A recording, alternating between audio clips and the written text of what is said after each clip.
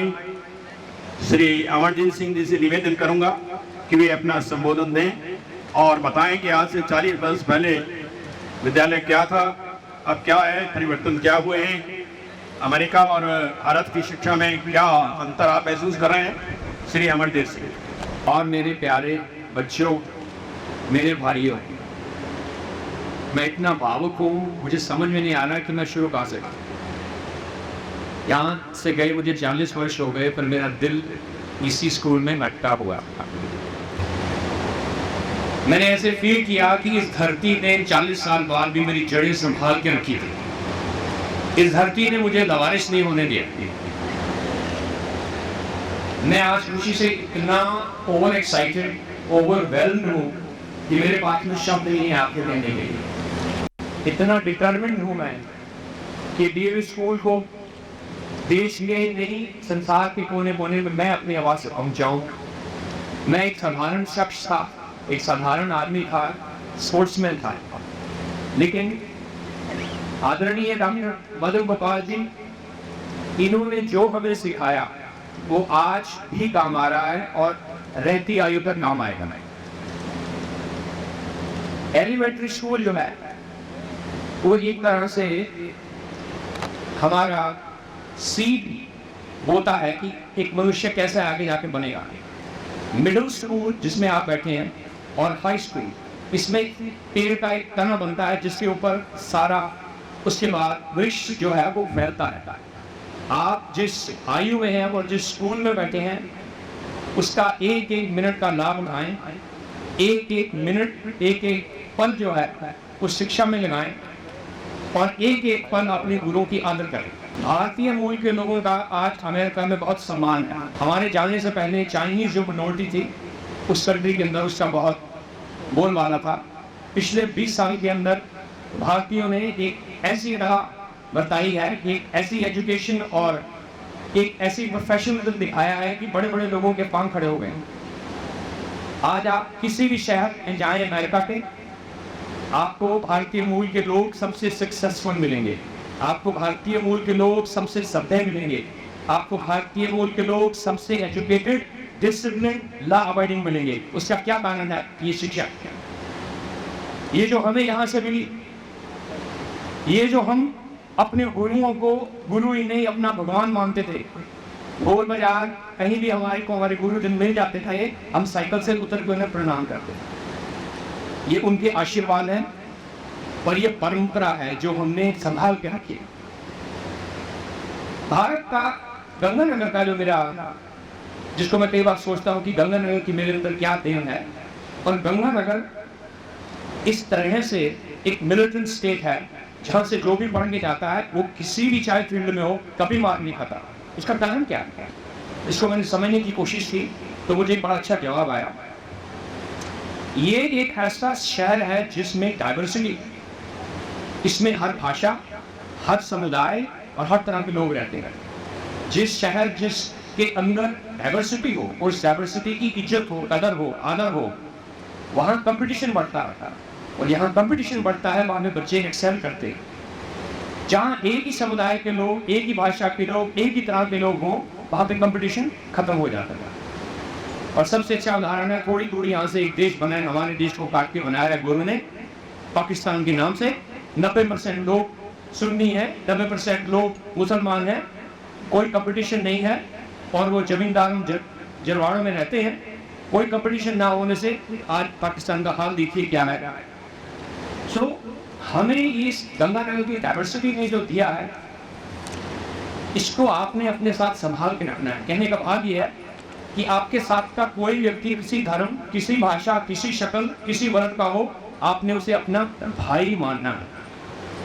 ये बहुत जरूरी है समझना कि डाइवर्सिटी जो है, वो स्ट्रेंथ जो है, वो हमें एक ताकत पैदा करती है, उसको कभी भी इग्नोर नहीं करना। कुछ चीज़ें जो मैंने इस स्कूल से अपनाई मैं उसके बारे में आपको बताना चाहूँगा, और आप अगर उसको अपनी लाइफ में अपनाएंगे, मैं आपको गारंटी देता हूँ आप अमेरिका में क्या, आप चंद्रमा में पहुँचेंगे। सबसे पहला है कि अपनी सेहत का ध्यान रखना। आप कम से कम 10 या 15 मिनट सुबह उठ के जरूर एक्सरसाइज करें।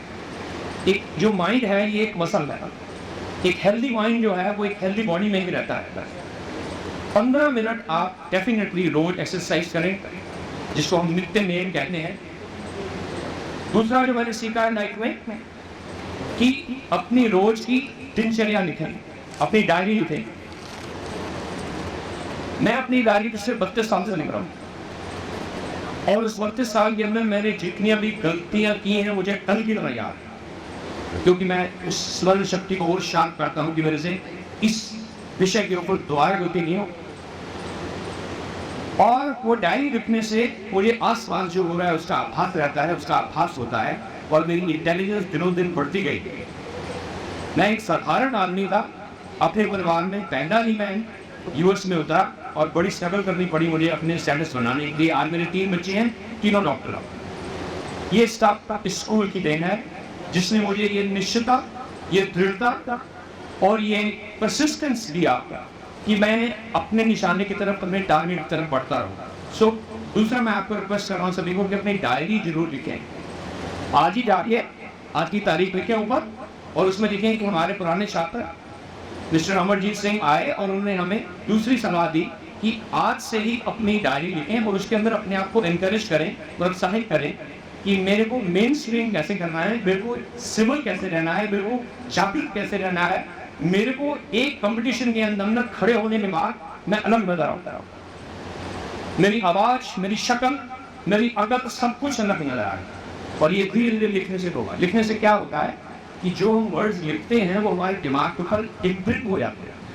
जब वो इम्प्रिंट हो जाते हैं वो सारे हमारे साथ चलते हैं। तो मैं आप सबसे रिक्वेस्ट करूँगा, बिल्कुल चीज 15 मिनट रोज एक्सरसाइज करें, चाहे आपका शरीर आगे ही सुंदर है, बहुत खूबसूरत है आप सब, लेकिन जरूर 15 मिनट सुबह एक्सरसाइज करें। दूसरा, रोज अपनी डायरी लिखें, जरूर लिखिए अपनी।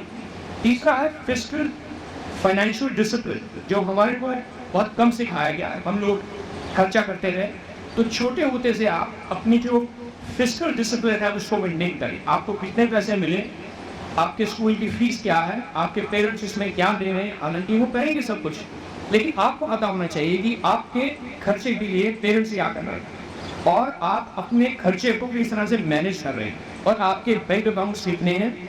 और ये सारे बजटिंग का जो इशू है, इससे मनुष्य धीरे धीरे बहुत डिसिप्लिन बन जाता है। बात तो सिर्फ डिसिप्लिन की है, डायरी रखना या एक्सरसाइज करनी या फिजिकल डिसिप्लिन लाना, ये सारा कुछ अपने आप को एक नियम पे लाने वाली बात है।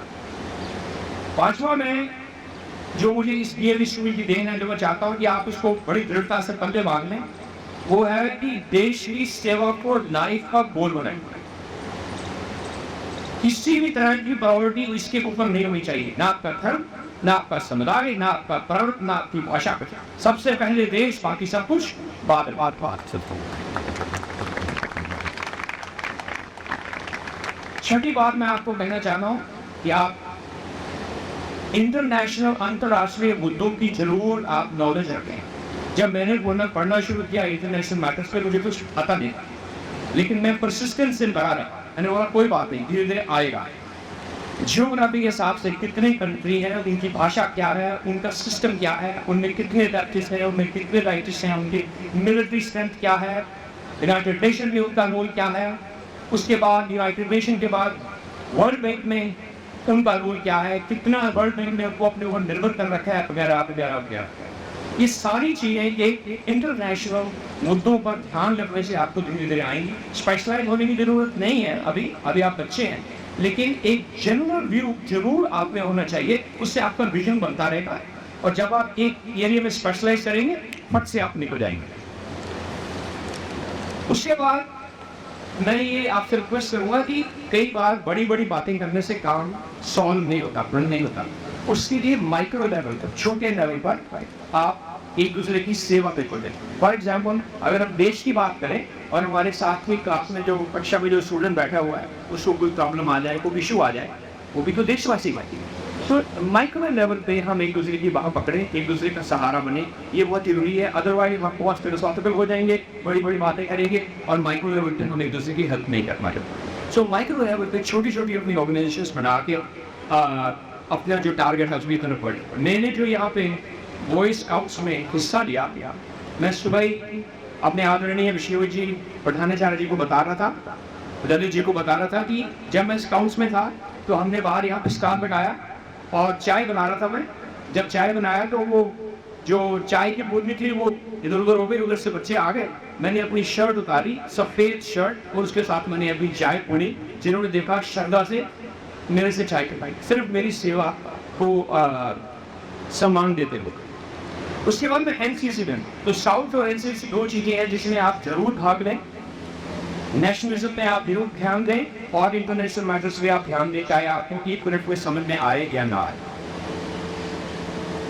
उसके बाद जो मेरा ये दे रहा है कि ईश्वर पर आपको पूर्ण रूप से विश्वास होना चाहिए कि ईश्वर ने हमें पैदा किया है और ईश्वर ने ही हमें किसी काम पे हमारी जेनेटिक सिम लगाई है, जेनेटिक के आधार पर। इससे ना कोई अच्छा है, इससे ना कोई बुरा है, इससे ना कोई ऊंचा है, इससे ना कोई नीचा है। ओवरऑल ये आज प्रभु खुद हैं और उनकी स्मरण में और उनकी सेवा में लगे रहना ये मनुष्यता का एक बहुत बड़ा अंग है। तो ये चीज़ें मैंने ज़िंदगी में सीखी हैं, जीवन में सीखी हैं, और मुझे इस स्कूल ने जो दिया है वो आज तक मेरे साथ चल रहा है। मैं बहुत एजुकेटेड नहीं हूँ, पर गवर्नमेंट स्कूल से मैंने 3 बच्चे डॉक्टर बनाए हैं।